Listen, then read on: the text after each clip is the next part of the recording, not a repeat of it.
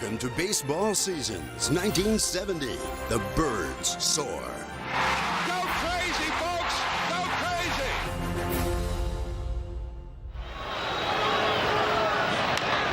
There's a fly ball hit out to left. Waiting is Jones. The Mets are the world champions. With that out, the amazing Mets completed one of the most miraculous seasons in baseball history, beating the heavily favored Orioles. That was kind of hurt. When you had a club like we had and you win 109 games, you expect to go right through the World Series. As soon as we lost, we started thinking about 70 because we should have won that World Series. It was just unbelievable that they beat us. From day one in 1970, the Orioles were determined not to allow a repeat of the previous year, and they would go to battle with a nearly flawless roster. There were no weaknesses. It was a ball club that was built in heaven, I believe. You had power, you had defense, and we had wonderful pitching. The O's were anchored by an extremely strong pitching staff, led by 20-game winners Dave McNally and Mike Cuellar. Crafty pitching by Mike Cuellar. And future Hall of Famer Jim Palmer. There's a 10th strikeout for Jim Palmer. We knew that when those three were out on the mound, they were going to hold that other team down, and if we did our part, and that was play defense and score 2 runs, we're going to win. If the Orioles were looking to maintain their dominance in the AL East, And there's the ball game. over in the NL West, the Cincinnati Reds were just beginning to establish their new identity, symbolized by a new nickname. The Big Red Machine. We were like a machine. We understood exactly the workings of what it took to win baseball games. And at the helm, they were led by a new, little-known manager. Only 36 years old, Sparky Anderson was the youngest skipper in the majors. When they named him manager, everybody was saying, Sparky who? Here is the manager of the Cincinnati Reds, number 10, Sparky Anderson. But Sparky wasn't intimidated by this talented team or by the big leagues. I'm not second guessing. I'm correcting something. He just instantly gained the respect of myself and Bench and Perez, and if you get our respect, the rest of the guys are going to follow suit. Yeah, right here! That's a boy. In the NL East, the world champion Mets headed into 1970 looking to prove they were no fluke. I don't believe any of the New York Met fans or any baseball fans any place can look at this New York Met ball club and say that last year was just a miracle. Hopefully, spring training is going to be a start of another championship season. I think we've got the team to do it. Anytime you have the best pitching in baseball, you expect to win every year. And obviously with our pitching staff of Tom Seaver, Jerry Kuzman, Nolan Ryan, we knew we were going to be competitive. Nolan Ryan, he can throw a ball through a wall. In his first start of 1970, Ryan strikes out 15 Philly batters. This ball club is going to be in contention for the championship for many years to come. The dark horse in the division was the Pittsburgh Pirates. The Bucks sported an impressive blend of veterans and youngsters, forged into a solid offense. The 1970 Pirates were an interesting group because we had a great foundation. Roberto Clemente was in his heyday. And that ball's off the wall. Clemente digging for 2, and he's in there with a typical Clemente hit. Willie Stargell was just going crazy. We had a veteran foundation, but the farm system of the Pirates was starting to bear fruit. Guys like Cash and Hebner. Richie Hebner showed even more power in his second year. Robertson, Oliver. Al Oliver, another product of the Buck farm system. When we came to spring training in 1970, we thought we had a shot to win the division. Fresh off winning the inaugural AL West crown, Minnesota returned with much of their explosive offense intact, including MVP Harmon Killebrew. Most valuable player of 1969, Harmon Killebrew, is still a terror at the plate. And AL batting champ Rod Carew. Rod Carew, a man with great bat control. We were confident, even though we had lost to the Orioles in 1969, we still had the same type of ball club that we could go out there and still come back and compete. However, owner Calvin Griffith wasn't so sure, so he orchestrated a major shakeup after the '69 season, firing manager Billy Morton after only 1 year. Calvin wanted to know exactly what was going on. He liked to talk to his managers, and Billy just saw it as his club, and he was going to do what he wanted with it. Did he give you any reasons as to why he was dissatisfied with your job? Well, no. He said that he wanted to sit down and talk with me when he got back, but I don't think that's necessary. Billy was guilty of kind of going against the grain, and Calvin just felt that he had no alternative but to dismiss him. Griffith also traded 25-year-old Greg Nettles and others for the quirky former 20-game winner Louis Tiant. Oh, Louis, go! So going into the 1970 season, you had almost everybody back, you had everybody healthy, and you had the addition of Louis Tiant. Things looked pretty good at the beginning of the season. Curt Flood, an outfielder for the St. Louis Cardinals and a big star, was traded to the Philadelphia Phillies. He didn't want to go to Philadelphia. Instead, he went to court. What looked to be a standard trade following the '69 regular season instead shook the very foundation of America's national pastime. When you think about the All-American sport, you would think of something democratic, something free.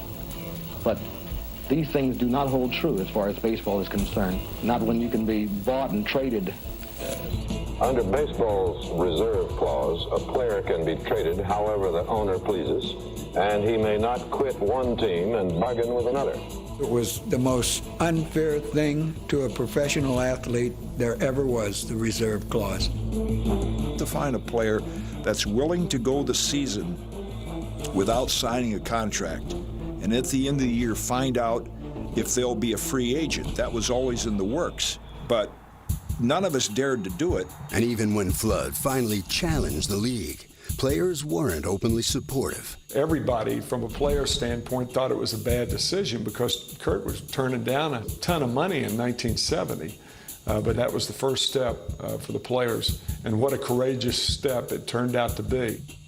Although Flood lost his case in 1970, his crusade did not go unrecognized. The idea that he was willing to challenge Major League Baseball after 70 years or more of this system under the reserve clause was a very significant event. Rebellion marked the 70s, on and off the fields of play. With the growing opposition to Vietnam, the nation was in a state of insurgence. Never was this more evident than May 4th, 1970, when a protest at Kent State University went terribly wrong. The National Guard was brought on by orders of the governor. There's a group of maybe 50 to 100 National Guard tear gassing the area all around. Some kid yelled, "Here it comes," and I was looking for a tear gas canister, and next thing I know, they were, shots were firing.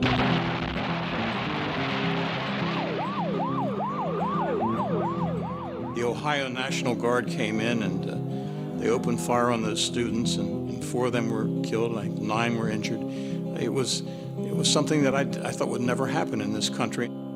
It was amid this backdrop of tragedy and defiance that baseball played on, with one promising rookie who had played at Kent State 2 years before, challenging the game's established roles. Back in those days, rookies were kind of seen and not heard, Thurman was a little different rookie. He was seen and heard. 23-year-old Thurman Munson was certainly turning heads with his average and a confidence behind the plate that belied his lack of experience. I certainly feel that for a young catcher, he has a lot of ability. He swings a good bat, and he's a very competitive boy. As the Yankee rookie was lighting up the AL East, the spotlight over in the AL West shone on a different kind of newcomer who was making his imprint in Milwaukee. When the Milwaukee Braves left to go to Atlanta, Bud Selig was in his 30s. Baseball was everything to him, and he was determined to get a team for Milwaukee. After years of unsuccessful attempts, Selig found the perfect opportunity when the Seattle Pilots went bankrupt before the 1970 season. They had gone through spring training as the Pilots, but now suddenly, days before the 1970 season started, the Pilots were moved to Milwaukee. I've often said that whatever else has happened to me, the greatest pride that I will ever have is that fateful day when we got a team back on night of March 31st, 1970. And County Stadium got a rousing welcome home after a 4-year hiatus, where enthusiasm for big league baseball was undiminished by the passage of time. As the Mets look to recapture some of the magic from their championship season, they found it in the arm of reigning Cy Young winner Tom Seaver. Bag 3. 8 strikeouts for Tom Seaver. Seaver was a great pitcher, great competitor. When he got into a groove, he could put that ball any place he wanted to. And never was that more evident than on April 22nd, when Tom Terrific etched his name into the record book. The ball was just, it was like exploding off of my fingers, and it was going right where I want it with movement. Check him out. Seaver has 19 strikeouts. Tied the Major League record. The game is over. Consider 27 outs.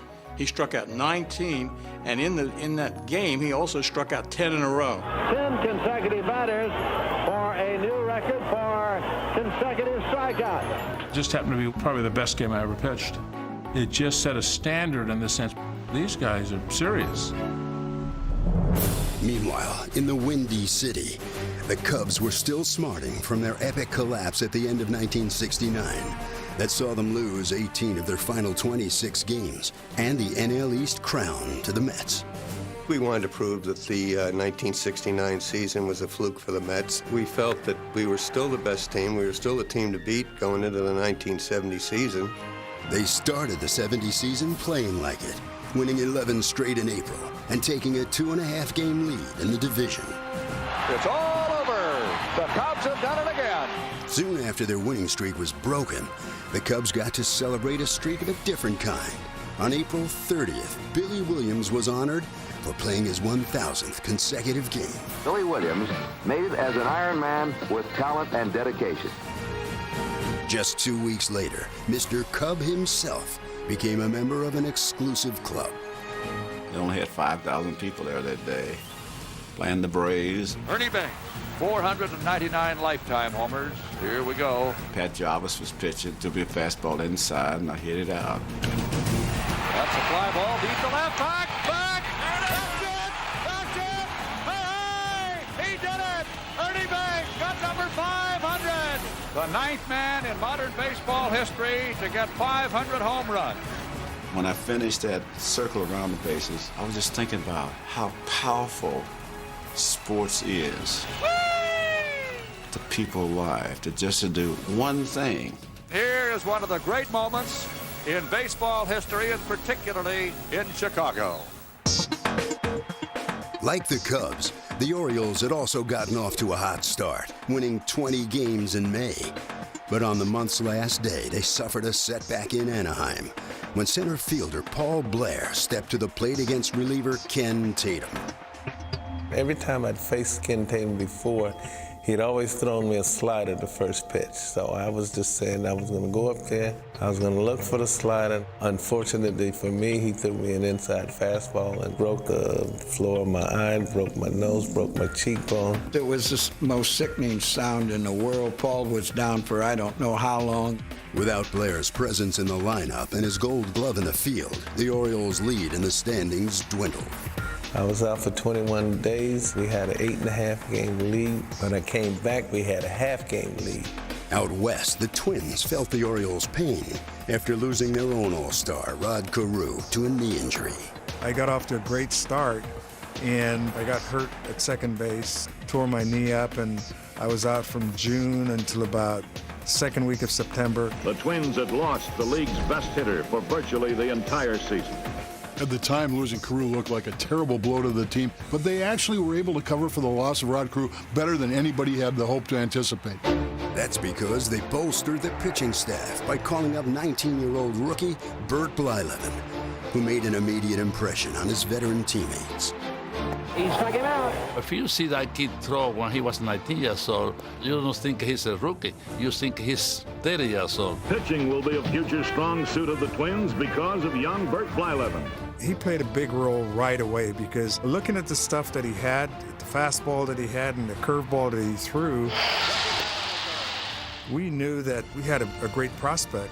In spite of his age, Blyleven posted a superb 2.45 ERA at the All-Star break, helping the Twins maintain their lead in the AL West despite Carew's absence. When Rod went down with the injury, obviously that was a blow for us, but for him to come in and contribute the way he did on a team that was expected to win the division was pretty impressive.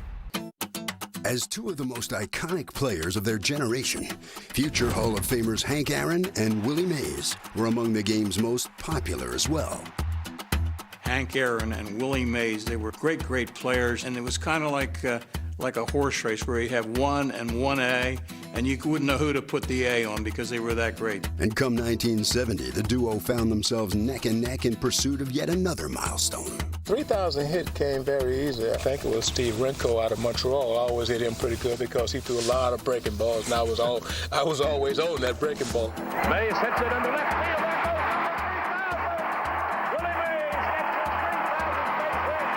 field. Willie Mays has done it again. He has brought the baseball world to a standstill.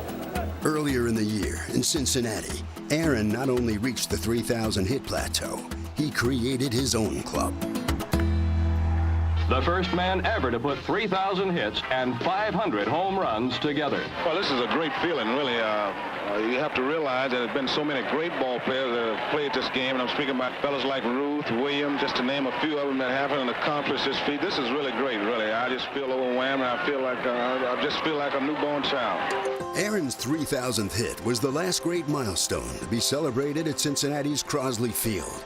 As halfway through the season, the Reds said goodbye to their home of 59 years and were welcomed into the new Riverfront Stadium. And the largest sporting crowd in the history of America's Rhineland, 51,000 strong, taxes the capacity of the $45 million ballpark on opening night.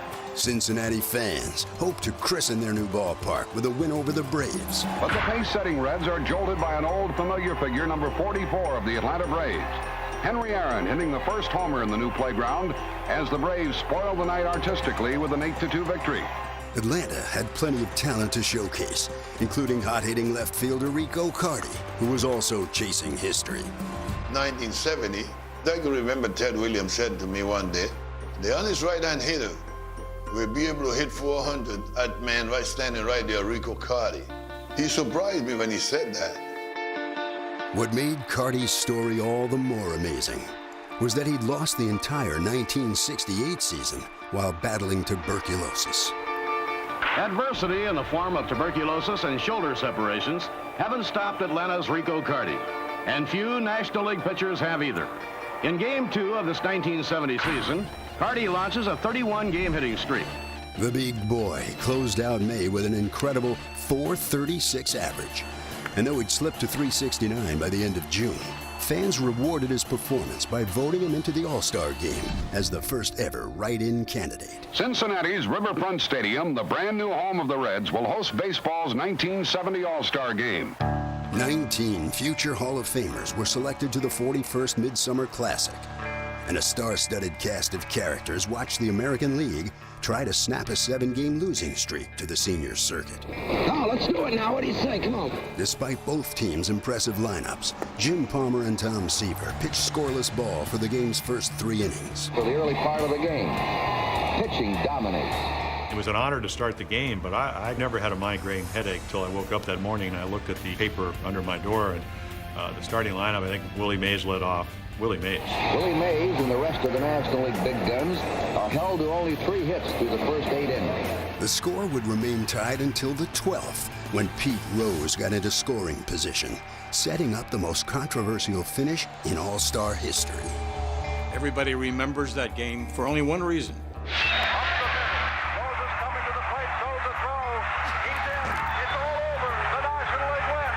Pete Rose crashes into Ray Fosse at home plate to win the ball game. I could hear that sound in the outfield. It was scary. You know, Pete was just like that. When he on that field, he just like a wild man. There ain't no stop sign for Pete. Rose just rolled a shoulder into him, and the National League is now on its 8th in a row. We didn't look at it as an exhibition game, and I didn't fault Pete Rose at all because he was trying to score the winning run for their ball club. Pete Rose barreled into Ray Fosse, who was slow in getting up. I played as hard as anybody in baseball, but I can honestly tell you, I've never tried to hurt any player in my life. I, to this day, don't believe that he had any intention of wanting to run over me. I just think it was part of the game. Pete is just, that's his style, that was my style, and I just think it was two players that collided. That's the way the man played the game. I think that's the way the game should be played. Rose's aggressive style matched the way his team played, as the 1970 Reds were the team to beat in the second half of the season.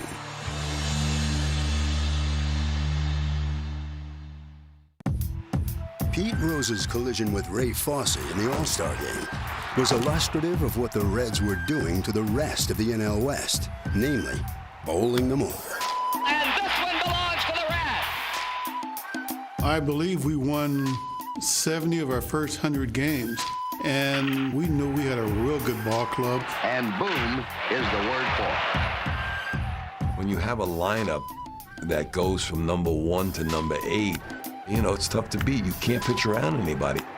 With Pete Rose leading the league in hits and Bobby Tolan winning the stolen base crown, the Reds' big bats always had someone to drive in. Everything went in place. Guys were on base. I was starting to develop my own full power. The ball was as big as a balloon. For Johnny Bench, it was a year that sweet dreams are made of. Bench and Perez was having a great year. Bench eventually winning MVP award. Only 22 years old, Bench had a banner year, amassing offensive numbers rarely seen by a catcher. And interestingly enough, through the first half of that season, the MVP votes were probably lining up for Tony Perez. He had 90 RBIs at the All-Star break. With an overpowering offense and a young staff that was second in the league in ERA, Cincinnati looked unstoppable heading into the postseason. We just kept dominating, beating team after team. The Reds seemed to be on a collision course with the Baltimore Orioles, who were led by the cagey Earl Weaver, their underrated field general. People thought, well, he's just a guy that sits in the dugout and he pushes the buttons. But he did an awful lot of homework. He was before his time as far as in analyzing stats and keeping records of the hitters and the pitchers.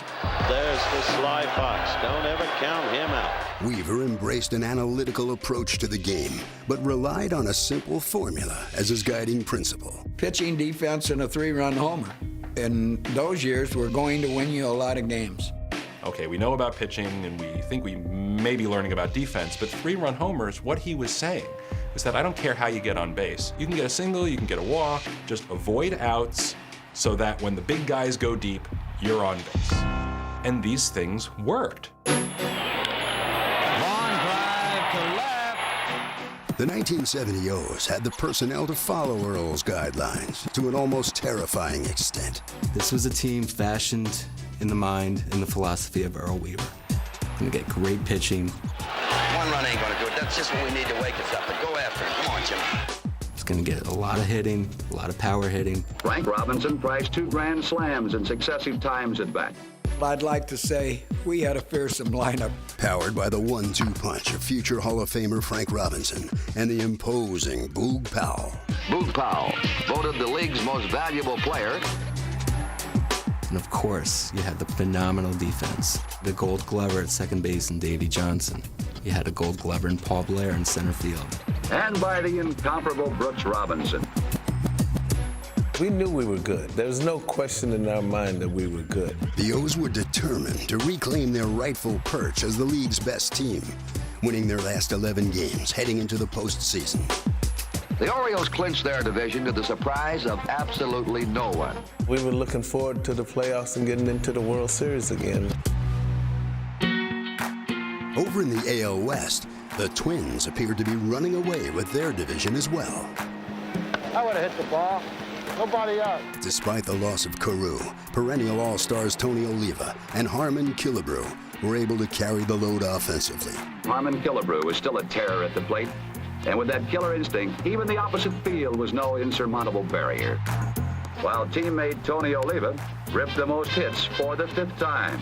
While on the mound, Jim Perry was spectacular, winning 24 games and eventually the Cy Young Award. It was the way the ball came out of his arm, almost out of his shoulder area, where hitters would say, I can't pick up the ball. Jim Perry, en route to his best year ever. However, Minnesota would be tested by the streaking California Angels.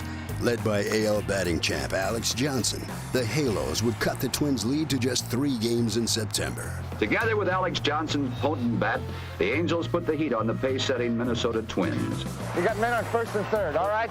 Yeah, come on, one to get right here. Come on, get us out of here. Now we got a long way to go. Come on, let's go. A sweep of the Angels in early September opened up the Twins' lead in the standings. I don't think there was ever a doubt in our mind that we were going to win the American League West. It wasn't bragging, as the Twins went on to win the division by 9 games. Hurry up, boys! Setting up a rematch with the Baltimore Orioles for the AL crown.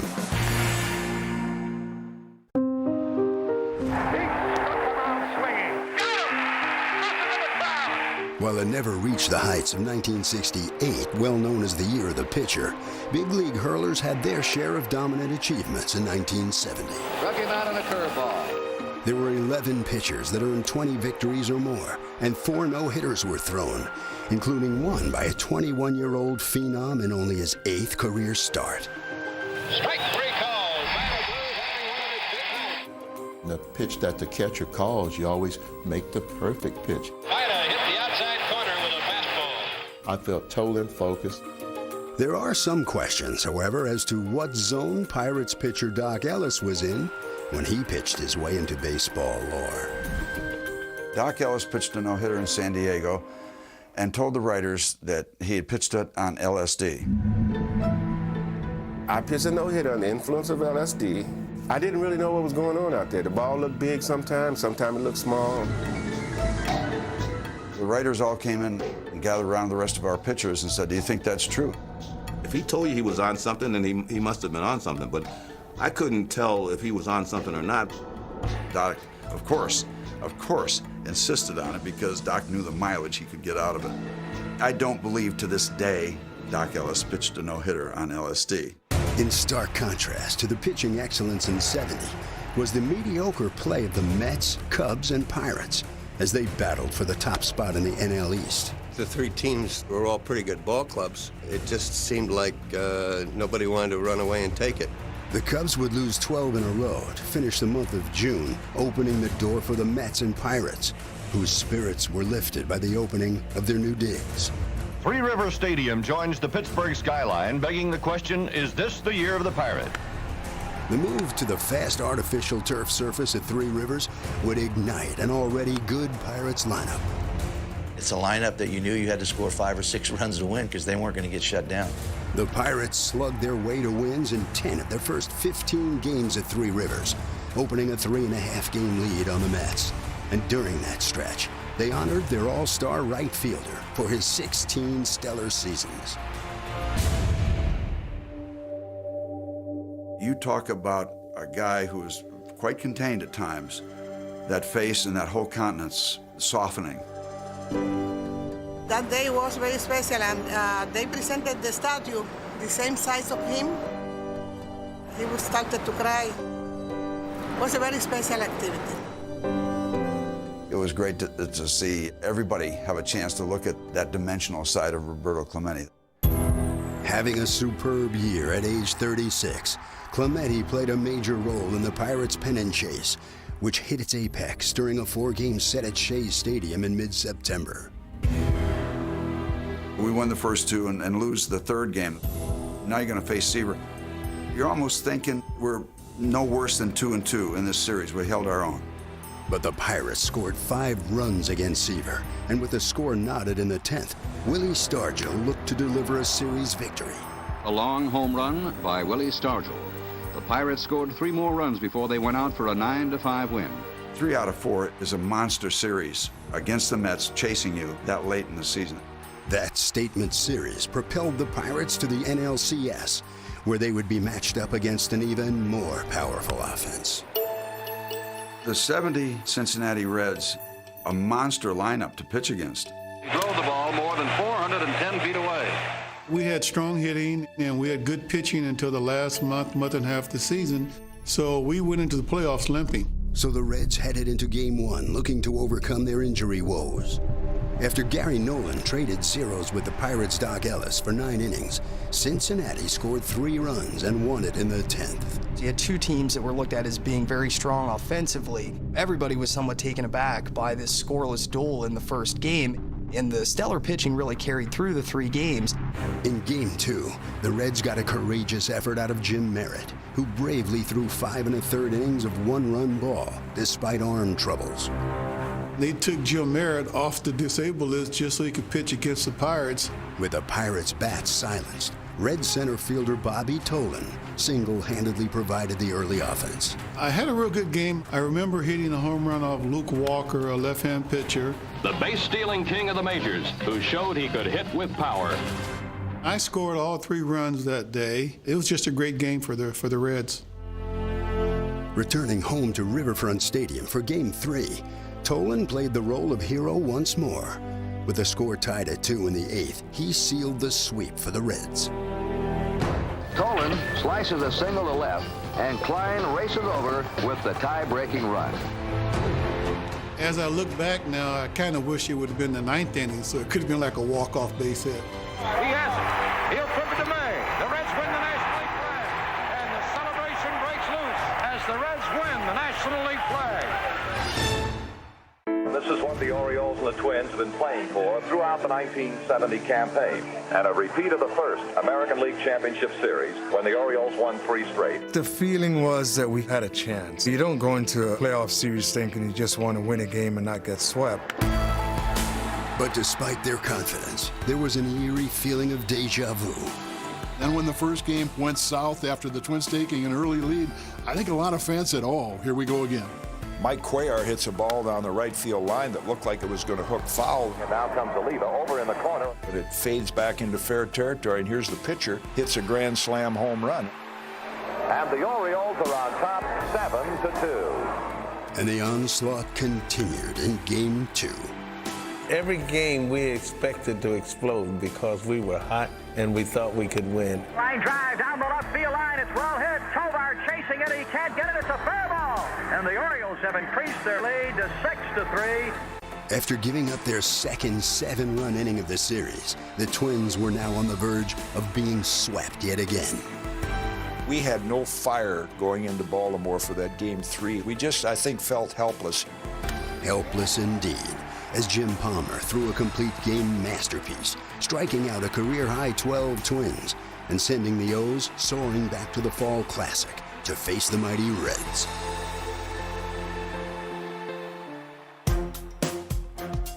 The new Riverfront Stadium in Cincinnati, which was opened here in July. A crisp, sunny, perfect day for baseball in the opening game of the World Series.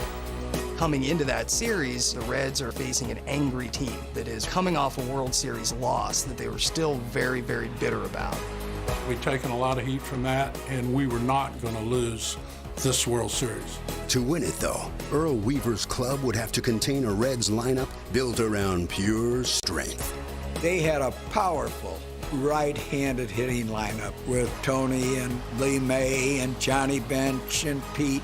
You had to worry about your left-handed pitching in that situation.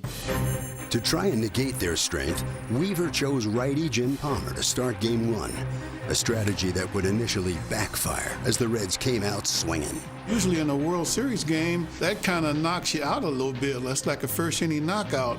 All of a sudden, we find ourselves down 3 runs. He hit the curveball deep to left. That ball is going and I said, oh no, here we go again. Until the middle innings, when Boog and the Birds came back to tie the game. There's a drive hit to deep right field. Rose squashes a sail into the seats, and this game is tied. Brooks Robinson quelled an early threat in the 6th with the first of many spectacular plays he would make in this series. that ball. Great play by Robinson. Look at that. Great day in the morning. What a play. I just tried to get rid of the ball and throw it in the general direction of the first base, and I guess I've thrown over there so many times, well, it just kind of comes natural. Well, he does it. Big games. One of the best plays you'll ever see a third baseman make in a World Series game. Later in the inning, the Reds put runners on first and third as Bernie Carbo was just 90 feet away from scoring the go-ahead run. You got one away now. Ball right back to the pitcher. You got to go. If it gets you cold, got to hang up. There was really not any thought in anybody's mind, I don't think, that Carbo was going to try to score. What happened next became the most controversial call of the series and the play that turned the tide of Game 1. Trouble. Carbo now coming in from third. I could hear him coming down, and I'm yelling, he's coming, he's coming. So Elrod caught the ball and turned around, and Ken Burkhardt got a little bit out of position. The umpire went down, and Carbo was arguing. And that just set off a firestorm. Sparky was out of the dugout in a flash. There's no way that he tagged him. There's no way possible he ever tagged him. Burkhardt didn't see the play, and Elrod tagged Carbo out with his glove while the ball was in his bare hand. My position was bad, but I was caught unexpected. That's the way it happened, and that's the only thing I could do. But Daddy, that's it. The pitcher's throwing it all that. I promise you that.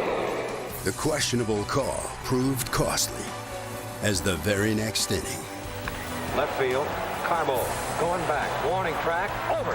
Brooks Robinson has given the Orioles the lead, 4-3. A lead that Palmer would make stand up, going 8 2/3 strong innings, allowing just 2 hits after the first. Rickard comes in, makes one pitch, and wraps up Game 1. Any momentum the Orioles had gained from their win ended during a sloppy first inning in Game 2. You don't know what's going to happen before a ball game, especially when they jumped off the 3-run lead. Play at the plate. The ball getting away from Hendricks, and the Reds are leading 3-0. Bobby Tolan added a solo shot in the third to make it 4-0. But the Reds could only hold the Orioles' bats down for so long.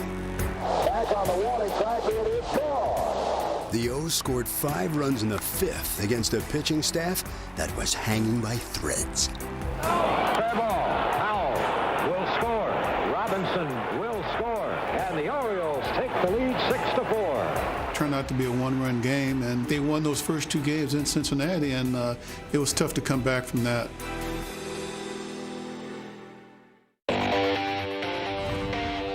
It's a good day for baseball as the World Series now has shifted sides. The Reds are up against it. They've now been made 5-1 underdogs. I think there was not a sense of inevitability, but no team at that point had ever overcome a 2-0 deficit in a World Series and come back to win. If history wasn't enough, Brooks Robinson sure seemed to be. As a manager, you'd go to the ballpark each and every day, and you're expecting Brooks to make one of those plays. In Game 3, the perennial Gold Glover made more than one. Roundly ball around. That's one. Pitcher's best friend. A double play. Hit slowly to third. Brooks Robinson up. Fire. Well, this guy's in another world. 2-1 the count to bench. 2 out. Would you believe that? They have just worth the ticket to come in and watch him play. The Baltimore fans that witnessed Brooks' spectacular plays in the field showed their appreciation when he stepped to the plate in the 6th. Listen to the ovation for Brooks Robinson. Robinson's 4th hit of the series and 2nd double of the game helped load the bases for an unexpected power source. McNally works the count to 2-2. That's looked pretty good. Grand slam home run. One of 3 Oriole home runs in the game, McNally's grand slam was the first ever by a pitcher in the World Series, helping his own cause in the 9-3 complete game win. But afterwards, all people could talk about was the Orioles' man at the hot corner. I myself have never seen nobody like him. Maybe he's getting a little older now, and they said you should have seen him 5 years ago. My God, if he was any better 5 years ago than he is now, well, then they wouldn't need a shortstop. I remember every one of them, me and Lee May. We were so dumb, we kept pulling it. They'd go back to the dugout and look and say, how did that man do that? Down 3-0 in this series, the bigger question for the Reds was, could they avoid the sweep? The big problem facing the Reds in that 1970 World Series was the depth of their pitching staff. 3 of their starters were definitely not at 100%. And I know Sparky was saying that if the Reds won Game 4, he didn't even know he was going to start in Game 5. They were going to have to patch together some sort of crazy pitching arrangement. But before they could worry about Game 5, the Reds would have to beat Jim Palmer in Game 4. To make matters worse, the Charm City jumped out to a 4-2 lead after 3 straight RBI singles in the third. Baltimore gets 3 runs on 4 hits. So to re-energize the Big Red Machine, Cincinnati turned to their spark plug. Really, it was a great at-bat. I mean, I thought I made a pretty good pitch. Threw him a 3-2 changeup. He called me a name, and then... Gone. Home run, Pete Rose. Still down 2 in the 8th, the Reds rallied against Palmer and reliever Eddie Watt. The Reds have runners on first and third, nobody out. Lee made the batter. There it goes. Goodbye. The Reds are in the lead. A lead the Reds' bullpen was finally able to keep, winning Game 4 and avoiding the sweep. And while Baltimore's 17-game win streak was snapped, the O's kept their swagger. Palmer came up to me and said, "Look it, if we don't get him tomorrow, I'll get him the following day." Made me feel a lot better. Weaver's good feelings wouldn't last long, though, as the Reds put up 3 runs to start Game 5. But the Orioles were determined to close it out at home, as Frank Robinson hit a 2-run homer in the bottom of the first. Robinson's second homer of the series. Again, the Reds relinquished their early lead as the O's took advantage of Cincy's beleaguered pitching staff. And I know you feel good, and I appreciate you going out here today. Believe me. You didn't have nothing, did he, John? I don't understand.